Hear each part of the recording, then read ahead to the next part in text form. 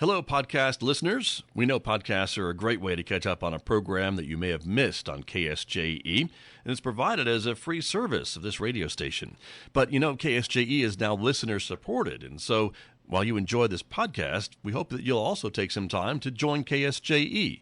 Become a member today. It's quite easy to do. Just go to our website at ksje.com/support and pick the level of support that best matches your budget. Thanks again for listening. Here's your podcast.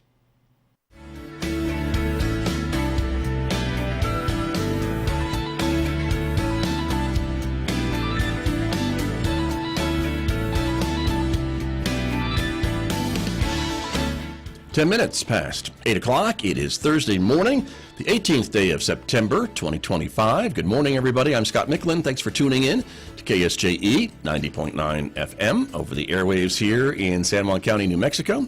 In Durango, Colorado, we're broadcasting as, hopefully you know, 103.3 FM. And if you're listening to my voice anywhere else on the planet, you've gone to our website to listen, ksje.com, or maybe you're listening through the new KSJE app. I also want to welcome our viewers this morning who are joining us, the video streaming out live to the KSJE Facebook page and also to our YouTube channel. So thank you all for joining me this morning, because coming up, my guest from San Juan County, we're going to be talking about some of the recovery efforts. This is Recovery Month and also Suicide Prevention Month. So some of the things that the county does for all residents of San Juan County. Stay tuned for that coming up in the next few moments right here on KSJE. Then later on this hour, we'll be talking about the Miss Indigenous pageant that's coming to San Juan College next week. You'll learn about the details about that coming up later on, 8:50 a.m. on KSJE this morning. Next hour, of course, Mick Hess, Roving with the Arts. He will be playing classical music for us after the news beginning at 9:06. A reminder, you could also connect with KSJE on other social media platforms like Instagram and Blue Sky and X, in addition to Facebook and YouTube. And our KSJE podcasts available wherever you're listening to podcasts. So subscribe and discover a new local program that you may have missed. And there it is, the new KSJE radio app, available to download now from the App Store or Google Play. Stay connected on the go. Listen live, check out our podcasts, and much, much more with the KSJE app. Outside our studios here at San Juan College, it is currently 53 degrees at the moment. We're expecting a mostly sunny day today with a high near 79 degrees. Tomorrow, though, cooler weather with a 50% chance of showers in the forecast for Friday. The high of 73 tomorrow. Sunshine 76 on Saturday, 78 on Sunday, back up to 80 with sunshine by Monday. And overnight lows, though, as you can see, getting cooler in the mid to lower 50s. I'll be back with my guest from San Juan County right after this on KSJE.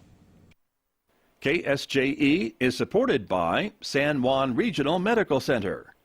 The caregivers of San Juan Regional Medical Center are committed to bettering the quality of life, health, and care of individuals, families, and our communities. Life is their sacred trust. Better is their mission. Here is their home. San Juan Regional Medical Center, improving the health of the Four Corners since 1910.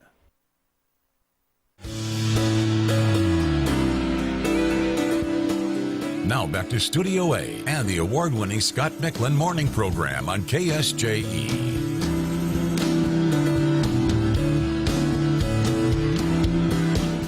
Welcome back, everyone. This morning, my guest from San Juan County, a familiar voice and face to listeners of KSJE, Megan Cullip, is here with me this morning. Good morning. Good morning. Good to have you here. Happy to be here. In your capacity as the San Juan County, Community Health and Social Services Director. Yes. Welcome, welcome. Thank you. And that is your day job, as they say. Yes, indeed. And so you work a lot, I know, with individuals around the county. You worked at the Community Wellness Center.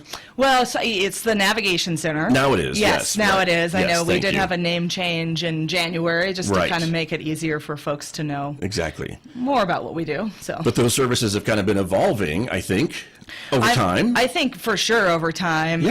Yeah. Because the inception of the Mental Wellness Resource Center was what we used to be called. It started in 2020, and Right. like every new project, over time you realize more and more Sure. about what's needed and so how to help. And baby steps, and then as you Right. see what's needed, you can maybe expand, and as funding becomes available, I mean, there's that part of it too. And so today at the Navigation Center, though, there's a lot more, I think, that's being offered to the community, and folks that show up in need of services can get connected, I think, fairly quickly, which is kind of the goal.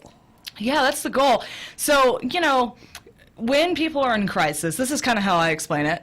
Even people who have had a lifetime of some people are lucky, right? And they have a lifetime of support, and they've had experiences being able to help themselves, and and they have like this. It's a skill set, really. Sure. And then there's a lot of people that just haven't had the chance to acquire the skill set that's needed to find the right help, and so that's why we exist. And we see all sorts of problems come in because we're kind of this catch-all, and we certainly cannot always fix what comes in, but we do our best Sure. to address what's happening, and we do our best to try to help people move from point A to point B, and so that's what we exist for. Nice. But the idea that we actually have a place where people can go and at least talk to somebody or at least try to see what's available, that is kind of what's new. Yes. In the community. Yes, it was identified there was a behavioral health gap analysis is what it was called that Right. Was executed in either 2018 or 2019. I can't quite remember the exact Around date, that time, but, by the county. Around that and time. kudos to them. Yeah, it was funded by the county. The county commission was really the one that put that into play, and it highlighted a few things that were absent from the community as it pertains to community health. And one of those items was a central location for connections and Right. resources and case management and things like that. Got you. And that's what we have. And that's Yeah. what started with that mental wellness center and then is now grown into the Navigation Center. Correct. And just for folks who are joining us, if they haven't heard where it is, but I hope they know where it is, but it's located over on the west side of Farmington, but it's this kind of central location, at least for folks coming in from all parts of the county, correct? Over on either West Broadway or Murray Drive. You can get to it either way. You can get to it either way, and it's located within the Presbyterian Medical Services campus, which on that campus there are two buildings. One is medical dental, and the other is what they would call the Behavioral Health Building, or the Farmington Community Health Center is actually what it says on the building. And we're in the back. And that location is great because Presbyterian Medical Services is a very important provider in our community, but also it is located near a lot of the other resources that this population might take advantage of. So, Right. Yeah. So if somebody shows up and says, I am in crisis or I need to talk to somebody, usually if you can help them, that help is literally down the hall or down the sidewalk or whatever, pretty close proximity to where they are. Right, yeah, depending on, of course, what it is. But yeah. Sure, true. And as I mentioned, this is Suicide Prevention Month, and so that's another thing that I know you and your colleagues work with and help people with and things like that. I think that's always important to remind people that if folks are thinking about that, there is help available in the community. There's a hotline available. Folks can call and be connected right away with someone on the other end of that phone 24 hours a day. I think that's really important for folks to know as well. Sure. Yeah. So thankfully, there's been a lot of burgeoning resources coming up because suicide is unfortunately very prevalent. I always say that, most people are either first, second, or third degree connected, right? It's very rare that somebody chooses it in their own life and there's not a large ripple effect. And so this is where 988 was born, which, of course, is very easy to remember. It's like 911, but it's 988, which is for like a psychiatric crisis. And that is a 24/7 lifeline when a sort of immediate human connection might not be available in that moment. Right. 988 is, and it is a human on the other line that has been trained in crisis intervention. Sure. So. But 24 hours a day. 24 7 hours days a a day. week, right? 7 days a week, And that's what's so yeah. important that, these individuals could be having these thoughts anytime, and the fact that there is someone available anytime, I think is important. Yeah. And so here in San Juan County, again, as with the work that you are doing, if somebody shows up and says, I've had these thoughts about maybe suicide or what have you, you can find them some resources here.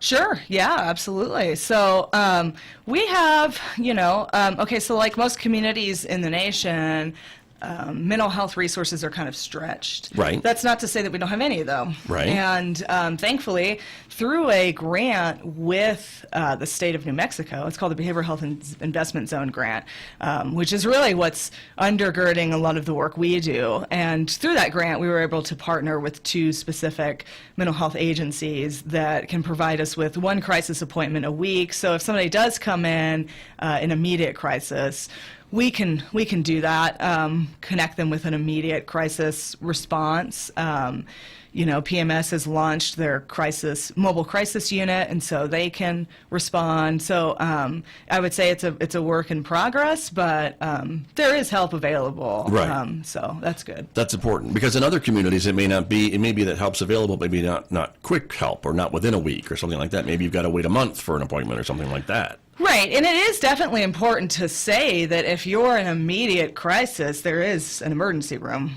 Yes. And that should always be an option on the table. Right.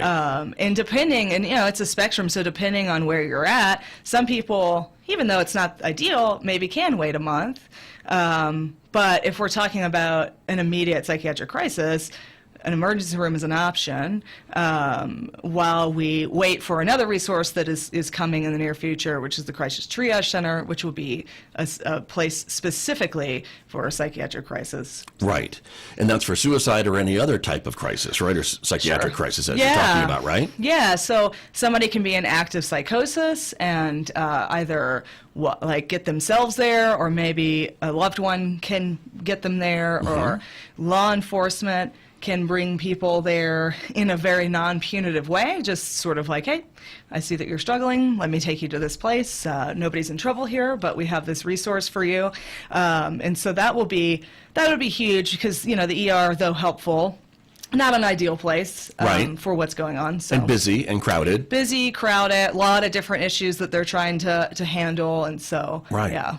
And that brings up a lot of other points that I want to kind of dig into and unpack a little bit, too, because you talked about law enforcement, and I think there's a lot of partners with these projects, from law enforcement, the hospital, PMS you've mentioned, the city, the county, all these folks kind of working together for these things, or I don't think they would happen if you didn't have all that buy-in from these folks. Yeah, so great point. So we are very fortunate in that our community consistently works together on many different issues, and certainly with the Crisis Triage Center, that is the case. The last time we hosted a meeting about it, we had multiple providers, law enforcement was there, City of Bloomfield, City of Aztec, City of Farmington, and then of course the county, and the hospital. Right. And so we have all of these entities, not just pulling their sort of expertise together, but also pooling their hard resources together, which is very similar to what we do with the expansion shelter, which is same thing, 7 days a week shelter for adults who can just come. It's an overnight shelter, so Right. it's 7 to 7. But that shelter is funded by City of Farmington, hospital, and the county, and everybody's pooling their resources together to make that happen. So we're very fortunate that nobody is shouldering the burden alone. Right. So. Very true. And that's another PMS program, if It I'm not is, mistaken, yes. too. So they're part of this as well. And PMS, right, of course, yeah. But it's, again, you're right. It wouldn't happen, I think, if PMS had to do it on its own. And I'm a board member of PMS, full disclosure. So I don't think that they'd be able to do it on their own. They'd want to, but it's great to have the buy-in from the others. Right. And that law enforcement component, I think, is important, too, because in the past, I think, maybe if someone was in crisis and police came upon them, they'd just say, this person is just out of control, let's take them to jail. Right. And they're not going to get any resources, probably, or less in jail. Less, right. And now there's been some training, I think, and some education for police officers and sheriff's deputies and others to say, when you approach a person and this is happening, maybe another option might be take them to a center, or take them for some counseling, or take them someplace where they can get help that's not jail. Because they're not really breaking the law, perhaps, they're just in crisis. Right. And or they might be breaking the law, but it's a non-violent offense. It's that they're having a crisis outside of 7-Eleven, and that's loitering or sleeping on a public street or something, and it's not ideal. But yes, a lot of these law enforcement officers have received a lot of mental health training in the recent years, and so there is a more robust understanding of what psychosis looks like and hardship looks like versus what a dangerous person looks Right. like, and the difference between the two. So Sure. Yeah. But that taking someone to jail is maybe not the best option in some It's of these not. cases, right? No, and there's a huge amount of folks that are currently incarcerated that have these struggles, and that is what we're trying to prevent. Right. So Exactly. Because I think, too, when you look at the money side of things, all those things going to the emergency department, going to jail, I think the costs are probably a lot more Astronomical. than it would be than just to get someone some counseling or some assistance that way instead. Totally. I right? mean, absolutely. So the CTC by no means is a cheap endeavor, Right. but you are correct that rotating in and out of the ER for sure is more expensive. Rotating in and out of the detention center is for sure more expensive, and that's just not good for the individual. So Right. it's both of those things. It's a financial burden on society, and it's a burden on an individual who's sick. Right. So Which I think is why we see more of the buy-in from the other governmental entities and others when they can see maybe in black and white the numbers, because a lot of times it comes down to budget sometimes and says, if we do this, it will save X amount of dollars over 5 years, 10 years, whatever. Or if we keep doing what we've been doing with jail and emergency room, it's going to cost a lot more. right. So that's at least what I've been learning Yes. about this as well, which I think is great. You also mentioned the crisis triage center, which is another, I think, growth of this program that you're currently working with, and that's kind of the next thing, which is exciting to be able to provide almost. Well, I think it does plan to provide emergency counseling 24 hours a day. That's kind of the idea, I think, to start maybe during the business hours or daytime hours. Yeah. But grow from there. Is that kind of the idea where things are at? Yeah, we're definitely trying to figure the ins and outs of that out. So, Mm-hmm. Sure. I mean, you Well, know, you need staff, and that's you need hard staff. to find, right, sometimes? yeah, and specifically you need medical staff, and so, it could be hard to find higher level medical staff. So, nurse practitioner, psychiatrist, or somebody at that level Right. can be, difficult to find, and so you definitely need that in addition to a social worker, a therapist, whatever. So. Right. Yeah. But that's what you're working on, I know. Right. And I think, again, county, PMS, cities, other folks too. Yeah. Hospital, all Right. part of this project. So that's great. Another thing that we wanted to put on our list to talk about this morning is kind of recovery and recovery month. And so, again, this is another thing that I think people struggle with is addiction and how to recover from that and break that habit, which is easier said than done in many, many, many cases. Sure. So there is, similar to suicide, a lot of variables that lead people down this path. So it's difficult in that sense, in that we've never been able to identify one variable that explains to us why somebody gets addicted to fentanyl or whatever it is. Sure. There are many reasons why somebody would become addicted to a substance. And of course, at some point, I mean, this starts as a more sort of psychological decision. It's what you're thinking and what you're feeling. And then once you engage in that behavior, it becomes also a physiological thing in that it hooks your body. So now your mind is hooked, but so is your body on a very medical level. And, your body craves this substance and whatever. And it impacts sort of, you sort of undulate between, withdrawal and then seeking it, and then withdrawal and then seeking it. And it gets very difficult. And so thankfully, there is something called medication-assisted treatment that finally the medical community has gathered around and said, this is a good thing. We should do this. And what that is medication-assisted treatment, meaning somebody who's willing to engage in that can be given medicine to help ease what's going on in their body while they deal with what's going on in their mind. And so it's much easier to adhere to therapy or some sort of like psychological intervention when your body is being taken care of. And they're using medicines that have very, very minimal side effects. For most people, there's no side effects that will sort of take the place of that drug and bind to those receptors, they would say, in the brain, and so that you can take like a naltrexone, which is for alcohol addiction, and it would remove some of that body response so that you Interesting. can then focus on taking care of your mind. Right. So that's And that's relatively new type of treatment? It's kind of New-ish? new. I would say it's new-ish, yeah, Okay. because it took a while for people to, A, understand what was happening, and then B, kind of gather around this idea, because for a long time addiction was still fundamentally understood as like a moral failing, and now that idea has changed. Evolved a little Yeah, bit, evolved. sounds like, right? Yeah. Yeah, interesting. And so with that, I guess, then there's better outcomes, hopefully, with Way this type better of treatment, with both outcomes. the physical and mental approach? Way better outcomes. And thankfully, we have quite a few medication-assisted treatment providers in town. And, that's good. you know, quite a few of them, if not all of them, are, you can walk in and say, this is what's going on. Okay. Help me out. And they will get you on the right sort of program for you. Right. And so that's huge.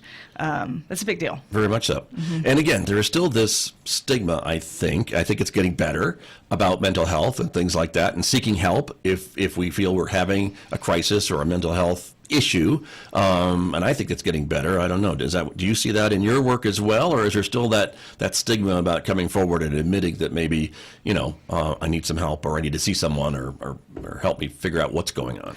Definitely still a stigma. So, I mean, if you look at it like, diabetes is a common example, just because that's also a chronic illness, right? Sure. You would never tell somebody who is diabetic, who is having a sugar crash, like, well, just get over it, right? Or like make a better choice, right? Right, when they're having right. like an actual sort of the sugar's dropping, they need a banana or whatever they need to take care of that, or insulin or whatever. Mm-hmm.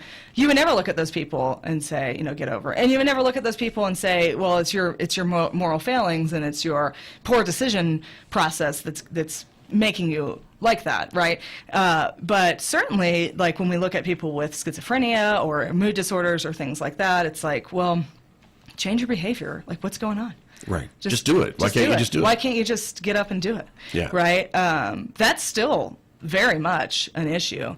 And you're saying it's similar to the diabetic who just can't get up and do it. It's for Right. someone having a mental crisis, they can't just change it.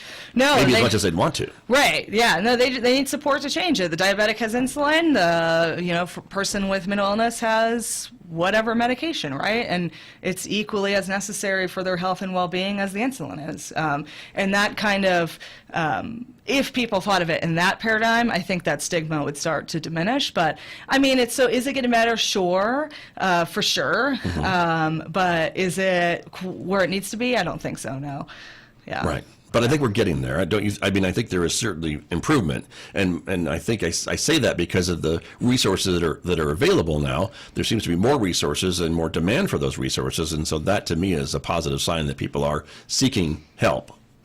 Yeah, there definitely is a high demand for resources, so people are seeking help. But yeah, it's a complex issue for sure. For sure. True. Yeah. And we only have 30 minutes, so Yeah. I get what you're saying. Yeah. But for family members and friends, I mean, how can they be helpful? I mean, do you have any advice for, folks that are maybe, surrounding people that are maybe in crisis, or maybe they just think something's kind of wrong or something doesn't seem right? Is there a way that other folks could be helpful or try to figure out what's going on to Absolutely. try to maybe offer some suggestions? Absolutely. So human connection is the most important piece of somebody's recovery, right? Partially because, say you do have a chronic mental illness, you will still need help managing that. So, and sometimes the unique thing about mental illness is that it can diminish a person's capacity for self-awareness. It can diminish a person's capacity for rational thinking. And so if you have this support system, you can have somebody say, hey, did you take what you're supposed to be taking this morning? Or, hey, I noticed that you didn't. Is there a reason why? Let's talk about it. Or like what you're talking about, these early warning signs, intervening when those early warning signs happen, because these are progressive illnesses that if you don't deal with those, they call them prodromal symptoms, but if you don't deal with those early warning signs, it's not going to get better. And so, if you see people that are withdrawing, that's a big one.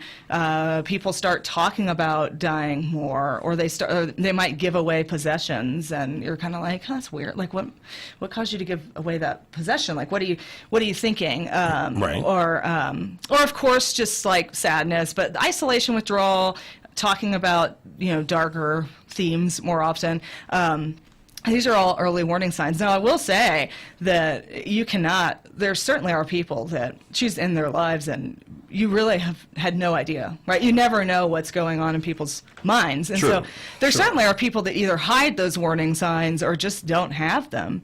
But if you do notice your loved one is acting differently than how, something's changed in them, it's worth investigating that. And it's worth, and a lot of times we just don't want to talk about it, or we think, if we approach them, they're going to be offended, or they're not going to be truthful about what's going on, or whatever. Or I'm going to damage my relationship with them, and I don't want to do that. Yeah, that's a big one. I don't want to damage my relationship with them, or I'm too scared to ask the question. That happens all the time. I'm too scared to mention it. It's a topic I don't want to engage in. But definitely, research has shown that it's okay to say, hey, have you thought about hurting yourself? And sometimes when you ask that question directly, it's easier for that person or it always is, to self-disclose. Because oftentimes people are kind of walking around hoping somebody will ask those questions. So it's easier for them to self-disclose. And so it's okay to talk about these things. And human connection is important to everybody's lives. And it's certainly important to both recovery from drugs and alcohol, but also mental illness is frequently seen in that recovery light too, and that you can live a fulfilling life, but it's going to be a little more difficult. Yeah. And the more support you have, the better. Very true. And so for the people around these individuals, they really need to find the strength in themselves to ask that question. 100%. And we're doing trainings. There's a couple of trainings that exist that are designed for, lay people that are not mental health professionals, to have those conversations. One is called QPR, Question, Persuade, Refer, and that's just a simple sort of conversational protocol that you can do with anybody that you see might be struggling. And so we're actively trying to, train teachers and folks like that. But anybody can be trained in those types of things. And so there are resources to learn how to have those conversations. But you're absolutely right. Unless those conversations are being had, we're going to lose a lot more people that maybe that could have been prevented. Right. And again, it's still important, I think, for folks to understand that, the individual kind of has to want this assistance and want to go into treatment or what have you. They really can't be signed up without their Absolutely. Against their will, I guess is what I'm trying to say, Yeah. right? They have to have a buy-in to this as well in order for it to be effective, I would think. Sure. Well, yes, there's always the human element, I call it, right? So when we're in the business I'm in, I broke it down into two components. So there's resources, right? Sure. So that is funding, that is whatever, having a building, having all those things.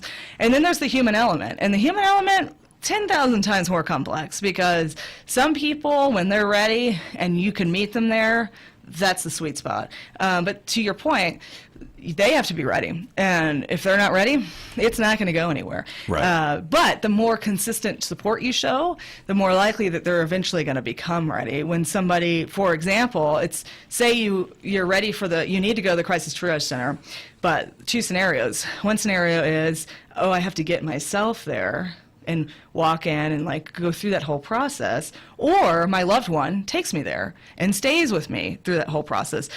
Very different. And you'll have very different outcomes. True. So very true. And when I guess someone walks through that door, no matter how they got there, whether on their own or with a friend, that's a big step, just coming through the door, is it not? A huge step. Admitting that maybe something's not right and I need to reach out and see if these other folks can help me.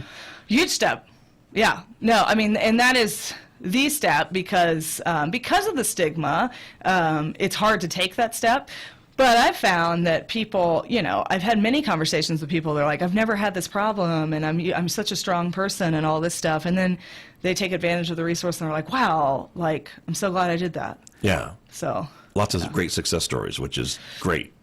And so happy that we have these resources available and that we have a place like the Navigation Center where folks can come and find answers to a lot of these questions, because it's more than just mental health. That's a big component of it. But I think also if folks need medical care or dental care or whatever, the Navigation Center can help with those things too. Yeah, absolutely. I would say that mental health certainly undergirds most of the struggles we see. Sure. I can't, I can't keep my job because I have these symptoms going on, and it's hard to function at work, and then because I couldn't keep my job, I have to pay the rent, and I can't pay the rent, or maybe you are chronically sick and you just don't have a doctor, and so you're not going to feel very good in your head if your body just doesn't feel good, right? True. It's all connected. It's all connected, or you never finished your GED, and that makes it hard to, get a career, and then you're not stable. So all these things. That's what I mean by variables, right? Yeah, There's right. so many variables involved, and they're all interconnected. True. That's true. Yeah. And you can help with all of it, it seems to me, or at least find people that We can. certainly can find people who can, and we certainly can do what we can to do our best to try to help. Yeah. Very cool. Well, it's great, and it's great work that's being done. Kudos to San Juan County again for that needs assessment and acting upon it too. I mean, not they got the data and said, "Well, it'd be nice if we could do something." They actually sought out, I think, funding and put together these things, and now we have the Navigation Center, which helps with all these things, and there's more to come. Right. It sounds to me. Again, I'm trying to think of the address, and I'm 1001 West Broadway. Thank you. That's the official address. But Yeah. again, you can get there from Murray Drive as well. And it's there on the west side of town. And it's great work that you do and your team. Yes, my team is awesome. Well, I have a good leader, I think. Well, it's the but- team. Yeah. All right. Megan Cullip, my guest this morning from San Juan County. Thank you for coming in and talking about the work that you do and your team. Again, she is the Community Health and Social Services Director for San Juan County. And we'll see you again soon. Great. Yeah. See you tomorrow. See you tomorrow in a different capacity. Yes. Very good. Thanks, Megan. Thanks. Megan Cullip from San Juan County, my guest here on KSJE. Did you enjoy that podcast? We hope that you did. And if you did, share it with your friends. And if you really want to keep podcasts like this coming, please support KSJE. You can do it easily online at ksje.com.